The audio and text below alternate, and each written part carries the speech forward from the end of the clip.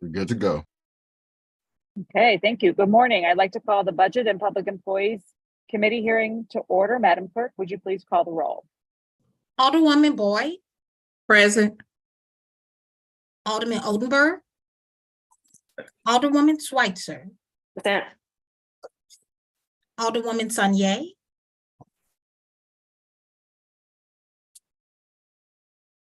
Oh, sorry, present. Alderman Aldred, Present.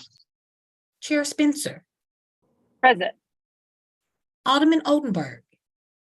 We have 5 present. We have a quorum. Okay, thank you so much, Madam Clerk. The first item of business would be the approval of the minutes. Madam Clerk, do you have the date for that for the last? October sorry, the 4th. Okay, October the 4th. I will accept a motion on the approval of the minutes from our committee meeting from October 4th. So moved. Second. Madam Clerk, would you please call the roll? Alderwoman Boyd, Aye. Alderman Oldenburg, Alderwoman Schweitzer, Aye. Alderwoman Sanye, Aye. Alderman Aldred, Aye. Chair Spencer, Aye. Alderman Oldenburg. We have 5 aye votes. Okay, with that, the motion passes. Today we have just one item, I believe, on the agenda for this morning, Board Bill 109, which is my board bill. And so with that, I'll pass over the chairmanship to the Vice Chair, Madam Vice Chair Boyd. Thank you, Madam Chair. So what's the board bill? I'm sorry. Board Bill 109. So we have Board Bill 109 before us, and so we're going to ask the sponsor if she would like to have the clerk to introduce that, read that board bill in the beginning, please. Well, if you don't mind, Madam Chair, I'll just quickly give a summary of it. Okay. Board Bill 109 is a pay bill for our medical examiner's office. And it includes a compensation plan, the benefits, et cetera. And with that, I'd like to turn it over to Tara Rick from the medical examiner's office, who can really kind of maybe give us a better overview than I can of the bill. Okay. And so, could we swear in Ms. Rick, please? Ms. Rick, could you please raise your right hand? Do you affirm that the testimony you are about to give in this cause will be the truth, the whole truth, and nothing but the truth? So help you God. I do. Thank you. You may proceed. Good morning, Ms. Rick- Madam Chair, members of the committee. I appreciate you taking the time to have me provide this information. If it's okay, Madam Chair, can I just go ahead and give a little summary? yeah, Yes. please do. Thank you. Yes, you can. Thank you. So Board Bill 109 provides full-time medical examiner employees with a 3% increase, which is similar to what the civil service employees received back in June. But other than that, there's really no significant changes, other than we did enlist the help of personnel to kind of do some format updates, things like numbers instead of the numbers, the number name being written out, and just making sure that the format was in alignment with what's required for a board bill. There were some things that were outdated.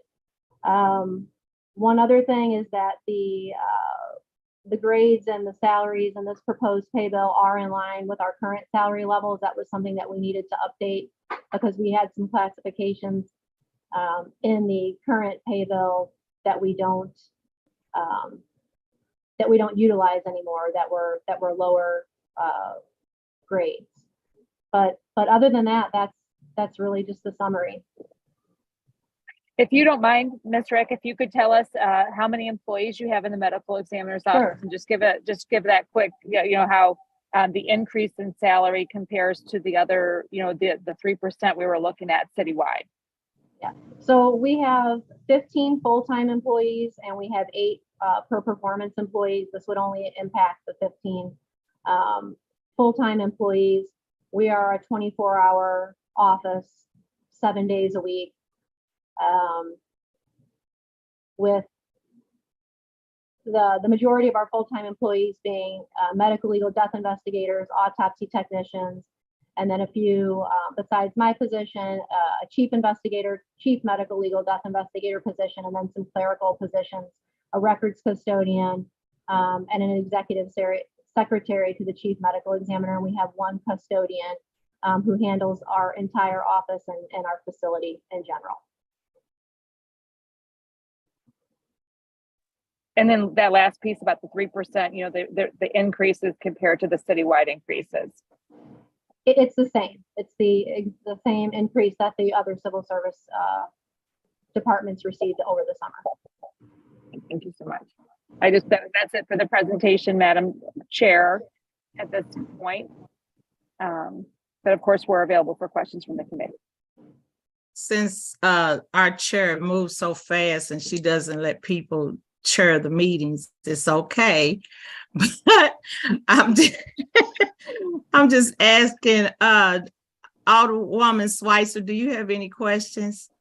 Thank you so much, Madam Chair. I apologize to anyone listening. I lost my voice, so this is the best I can do today. My question is, are you short any staff, or how is your overall staffing level looking right now? Thank you for asking. We did have a rough few past years, especially with COVID. We are fully staffed right now, and we need to be fully staffed at all times. We can't afford any type of operational interruption, given that we are a 24/7 office that handles every death investigation that occurs under our jurisdiction in the city. But we are fully staffed at this time. So do you work most closely with the police department, or what is the kind of, who do you all work with most closely? Multiple city agencies. So when, I don't know how deep you want me to go into this, but I'm glad that you asked, because a lot of people want to don't know, understand. I think. Yeah. So when a death occurs in the city of St. Louis, whether it be in a public place or a residence or a location that's within our jurisdiction, we're notified either by police radio or by telephone. And our death investigators are kind of like the first line where they start triaging the case, and we determine whether or not we're going to have a scene response, which a lot of our cases do involve scene responses if they're something other than natural deaths. So that does include the police department, fire department, EMS, corrections, all of the local hospitals and long-term and residential care facilities here in the city.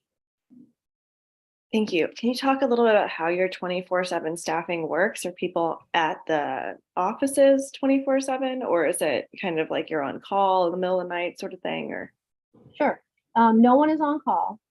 Our full-time death investigators rotate through a series of 5 shifts. Over the past couple years, we had to kind of pivot and add 2 new shifts because we saw such an increase in the amount of cases that we were handling, and they can accommodate for overlay. So we have 5 full-time investigators that rotate, 2 shifts on daytime. We have what we call a swing shift, which is 10 to 6. And then we have an afternoon shift, which is 3:30 to 11:30. And we have an overnight shift, which is 11:30 to 7. And we kind of implemented and developed those shifts based around the time that we were seeing heavy case volume. Mm-hmm. So the investigators are the employees that are definitely here 24 hours a day. In terms of our the rest of our staff that's full-time, we do evaluations or autopsies during the daytime, Monday through Saturday. So those are just daytime positions. So if we would have to, if we would have some type of event where it would be larger volume, we would certainly have to, modify our schedule. But at this point, no one's on call. You're scheduled for your shift. Now, there are times where when the case volume is high, you could have an employee who's out on a call and they would have to stay over a little bit. But we've been able to work around that. That's why we added those extra shifts for support. And what kind of qualifications go into the various positions in the office? Sure. In terms of the autopsy technicians, most of them have some type of funeral service education background because they are working side by side with the pathologist in the autopsy room. So it's kind of a very unique skill set. And in terms of our medical legal death investigators, we have our own certification program, which they're required to complete within the first year of employment. But they do have various backgrounds. So we have people that have maybe law enforcement background sometimes, medical background, chemistry, anthropology, criminal justice, or some other type of facet of the forensic science field. I really appreciate the time you took to answer these questions. You know, we get board bills like this that are very, very long, but very, you know, they're very detail oriented, very simple, but they don't necessarily get to the heart of what the office does and the services that you provide. So I just want to say thank you to your office for what you all do. It sounds like a very difficult job. So thank you for your service to the city. Those are all my questions. Thank you. Alderman Aldridge, do you have any questions? I think Alderman Sonia before me, Madam Chair. You saying that she asked the questions? No, no questions. I was saying. I Okay. think no You were questions. kind of breaking up. That's why I asked. Alderwoman Sonia, do you have any questions? Thank you. I think Alderman Aldridge was saying that I'm technically before him. I was just curious about, since it's a pay bill, how does the pay in the department compare to the pay in similar departments in other municipalities? I'm glad you asked that as well. So over the past year, we have been able to have some increases specifically for our autopsy technicians and our medical legal death investigators, which were very much needed due to the difference in compensation between our office and the other two offices in the region. So for those who may not be familiar, there's the city medical examiner's office, which is our office that handles the city. That's our jurisdiction. The St. Louis County Medical Examiner's Office handles the geographic boundaries of the county. And then the regional medical examiner handles St. Charles, Franklin, and Jefferson counties. So, you know, unfortunately, we have seen, you know, due to issues with the pay disparity, some people moving from one office to another. That has been a problem over probably the past 5 years, but within the past year with us being able to increase our salaries, we are hoping that enables us to retain the very high quality staff that we have here.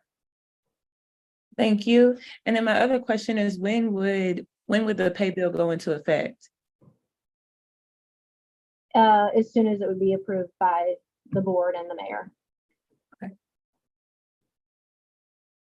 Thank you. No further questions, Madam Chair. Okay, for clarity, Aldridge was called because you weren't on the screen, so that's why he was called. So if I don't see you, I wouldn't have called you. So did anybody else have any questions? Alderwoman Spencer, did you have any questions? She can't hear me. I can hear you. Sorry, I was on mute. And I couldn't figure out how to unmute it. But no, I Okay, don't have any that's questions. fine. Thank you, Madam Chair. Okay, and so the only thing I have to say, Ms. Rick, thank you for coming forward. It's unique to hear what Alderwoman Schweitzer, the question she asked that you brought to attention to the medical examiner's office, because I think you all are the quiet lion within our city and nobody knows the work that you actually do. Everything is always police or fire or EMS, but they don't look at the work that you all are doing. And so I applaud you as the director because you all have kept the steady staff that you have. And so with that, I'll turn it back over to our sponsor. Thank you so much, Madam Chair. And thank you, Ms. Rick, for being here today and the thoughtful questions that Alderwoman Schweitzer asked. You know, with that, you know, we're all very grateful for your service, the service of your staff and your office, and the important role that you play in our city. With that, I'd like to ask for favorable consideration from the committee on Board Bill 109. Could we get a motion, please? So moved that we pass Board Bill 109 with the do pass recommendation. Could I get a second? Okay, a second. Could we, Ms. Clerk, could you do a roll call, please? Alderwoman Boyd, Aye. Alderman Oldenburg, Alderwoman Switzer, Aye. Alderwoman Sanier, Aye. Alderman Aldrich, Aye. Chair Spencer, Aye. Alderman Oldenburg. We have 5 aye votes. Thank you. And with our vote, we have passed the board bill, what is it, 109? Okay. We have passed board bill 109 with a unanimous approval. I'll turn it back over to our chair. Thank you so much, Madam Vice Chair. With that, there are no other items on our agenda today. We have no resolutions or committee discussions that I'm aware of. So with that, I'll take a motion to adjourn. So Do you moved. want to excuse Alderman Oldenburg, Oldenburg? right? If you'd like, I haven't heard from Alderman Oldenburg, but I would accept the motion to excuse. I'll make the motion. So moved. Second. You second. Yeah. Second it. Hearing no objections, Alderman Oldenburg is considered an excuse for today's meeting. No from the and- 14th. I'm a no. Okay. With that, I will accept the motion to adjourn. So moved. Second. Hearing no objections, we are adjourned. Thank you all for Thanks, for everyone. being here today. Thank you Thank all very much. Thank you. Thanks, All Director. right.